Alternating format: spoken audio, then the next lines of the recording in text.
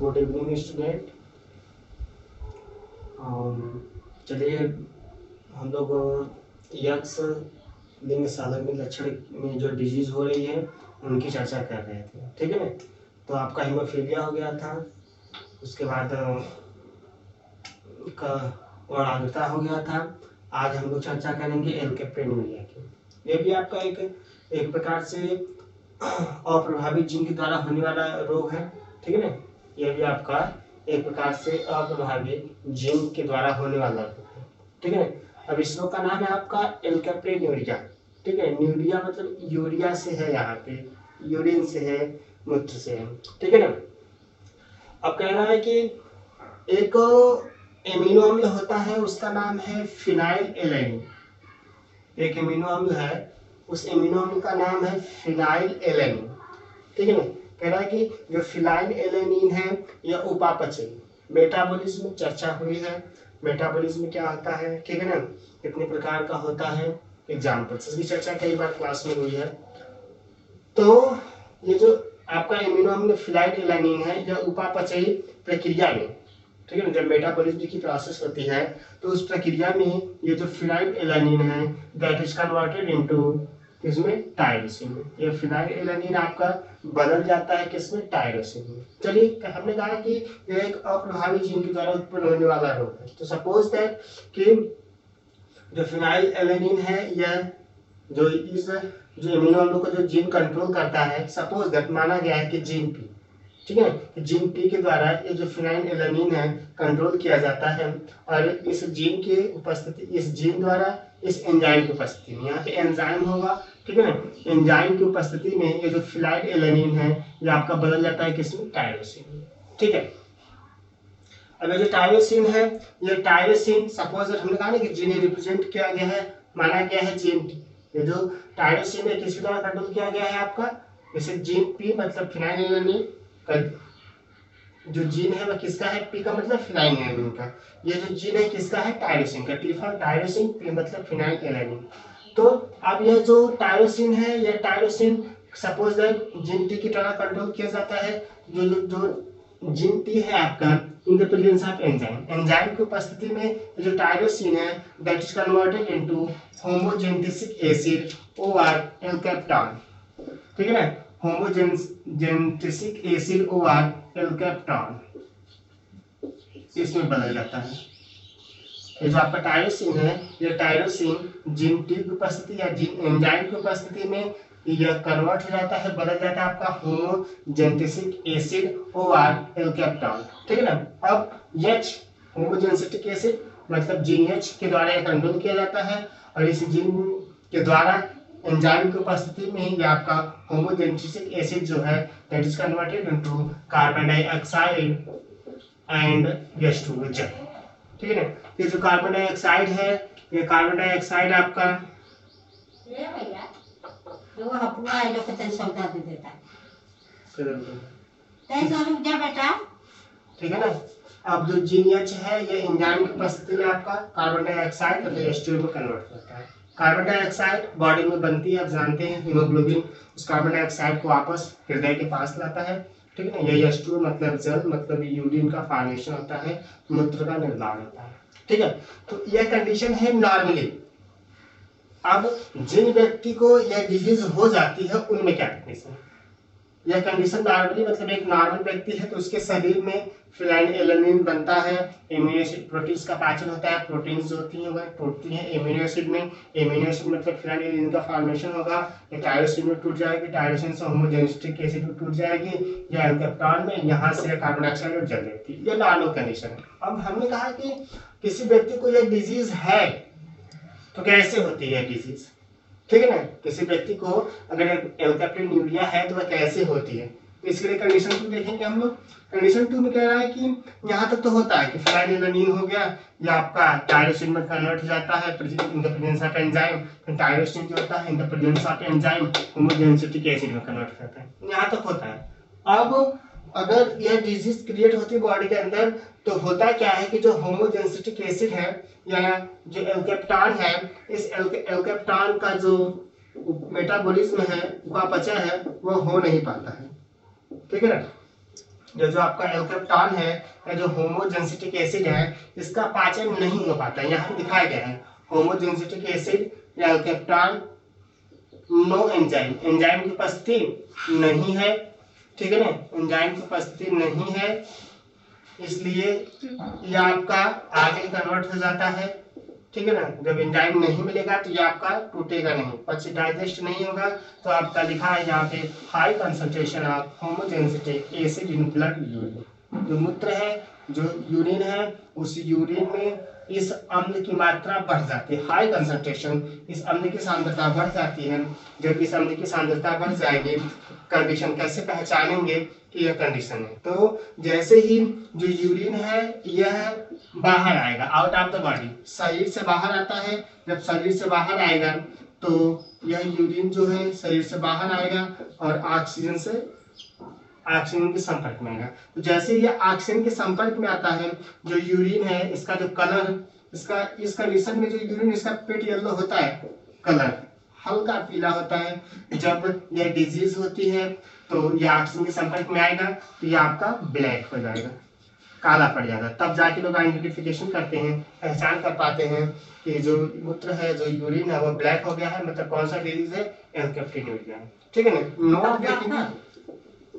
Note देखेंगे, note में इस डिजीज की जो सबसे पहले खोज की गई थी वो वैज्ञानिक आपका गैराट के द्वारा, ठीक है ना, वैज्ञानिक गैराट द्वारा सबसे पहले इस रोग की खोज की गई, ठीक है।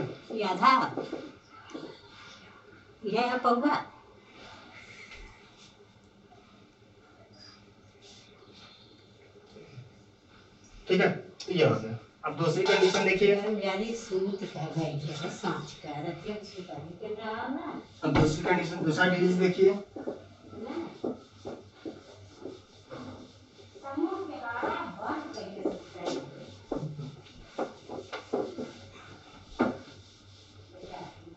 दूसरी देखिए डिजीज रंजकहीनता।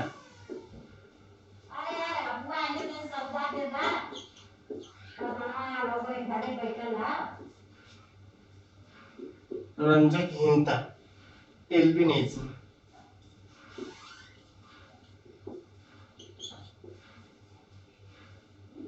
एल्बिनिज्म, रंजकहीनता। रंजक मतलब वर्ण की, रंग की,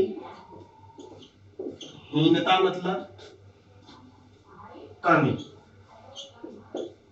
कमी, किसकी कमी, रंग की कमी, रंजकहीनता, एल्बिनिज्म। यह भी आपका एक अप्रभावी जीन के द्वारा होने वाला रोग है, ठीक है ना। यह भी आपका जो अप्रभावी जीन के द्वारा होने वाला रोग है। होता क्या है देखिएगा, होना क्या है वो यहाँ पे क्लियर है इसके नाम से, रंजकहीनता। रंजक मतलब रंग हो गई, हीनता मतलब कमी, किसी कमी, रंग की कमी। तो शरीर में रंग की कमी हो जाती है, ठीक है ना। तो रंग की कमी का मतलब कि आप जानते हैं जो हमारे शरीर का जो कलर होता है, जो रंग होता है, वह किस पे डिपेंड करता है, मिलानिन पे। किस पे डिपेंड करता है, मिलानिन पे। हमारे शरीर का जो रंग है वह किस पे डिपेंड करता है, मिलानिन। यह प्रकार का वर्णक होता है, ठीक है ना, मिलानिन पिगमेंट, मिलानिन वर्णक पिगमेंट, ठीक है। मिलानिन पिगमेंट पे डिपेंड करता है, मिलानिन वर्णक पे डिपेंड करता है। चलिए, अब यह जो वर्णक होता है हमारी त्वचा को, हमारी आंखों को, हमारे बालों को यह रंग प्रदान करता है, ठीक है ना, कलर प्रदान करता है। अब कलर कैसे प्रदान करता है, अब कलर का मतलब प्रदान करने का मतलब कि देखिए, ये जो मिलानिन है यह इसकी मात्रा अगर ज्यादा होगी तो जो व्यक्ति होगा वो आपका काला होगा। अगर इसी मिलानिन की मात्रा कम हो जाए, ठीक है ना, या कम नहीं कह सकते, हाँ कम हो जाए, तो व्यक्ति आपका सांवला होगा। अगर इसी मिलानिन की मात्रा ना हो तो व्यक्ति आपका भूरा, गोरा जो होता है, जो रेड इंडियन होते हैं, जो अमेरिकी वाले होते हैं, देखें ना कलर उनका, बिल्कुल उसमें मिलानिन होता ही नहीं है, बिल्कुल सब एकदम लाल लाल होते हैं, ठीक है। तो यह कंडीशन होती है। तो हमने कहा कि ये जो मेलानिन ये हम लोग को रंग प्रदान करता है, हमारे बालों को, हमारी आंखों को, ठीक है। जैसे कुछ लोग की आंखें देखो जो भूरी हो जाती है, तो भूरी होने का मतलब यह हो गया कि उनमें मेलानिन बनता ही नहीं है, मेलानिन की मात्रा की कमी हो जाती है, जिस कारण आंखें उनकी जो होती है नीली होने की बजाय भूरी हो जाती है, ठीक है ना। तो यह कंडीशन। अब यह एक प्रकार का अप्रभावी जीन द्वारा होने वाला रोग है, ठीक है ना। इसमें होता क्या है, कह रहा है कि जब मेलानिन की उपस्थिति हमारे शरीर में हो जाती है, मेलानिन का हमारे शरीर में निर्माण बंद हो जाता है, तो बंद होने के कारण जो हमारी त्वचा होते हैं, हमारे बाल होते हैं, जो हमारे नेत्र की आइरिस होती है, वाला पोर्शन, ब्लैक वाला पोर्शन, आइरिस सभी रंगहीन हो जाती है, इनमें कोई रंग नहीं होता है, ठीक है ना। चलिए, कह रहा है कि अब इसका निर्माण अब यह हो गया, इसके कार्य होता है। अब कह रहा है कि इसका जो निर्माण है, मेलानिन बनने का जो कंडीशन है, निर्माण है, मेलानिन का निर्माण कब होता है, ठीक है। तो मेलानिन का निर्माण एक एंजाइम, मतलब वो एक एमिनो अम्ल की उपस्थिति में, मेलानिन का जो निर्माण है एक एमिनो अम्ल की उपस्थिति में, उस एमिनो अम्ल का नाम है टायरोसिन, उस एमिनो अम्ल का नाम है टायरोसिन। जो एमिनो अम्ल का निर्माण है यह टायरोसिन नामक एमिनो अम्ल के द्वारा होता है। यह टायरोसिन क्या है, एक प्रकार का एमिनो अम्ल है, एमिनो अम्ल है, ठीक है ना। तो एक ये जो मेलानिन वर्णक है इसका निर्माण किसकी उपस्थिति में, टायरोसिन एमिनो एसिड की उपस्थिति में होता है, ठीक है ना। अब कह रहा है कि ये जो टायरोसिन है, ये tyrosine in the presence of enzyme, enzyme की उपस्थिति में, एंजाइम, ठीक है ना। मान लीजिए एंजाइम की उपस्थिति में यह आपका DOPA का निर्माण करता है, DOPA मतलब डाइहाइड्रॉक्सी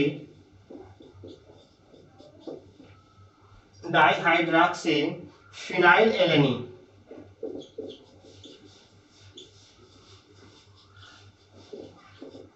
ठीक है ना। मेलानिन किसके कारण बनता है शरीर में, टायरोसिन एमिनो एसिड के कारण। यह टायरोसिन एमिनो एसिड जो होता है एंजाइम की उपस्थिति में किसमें बदल जाता है, DOPA, डोपा, फुल फॉर्म इसका है डाइहाइड्रॉक्सी फिनाइल एलेनिन, ठीक है ना।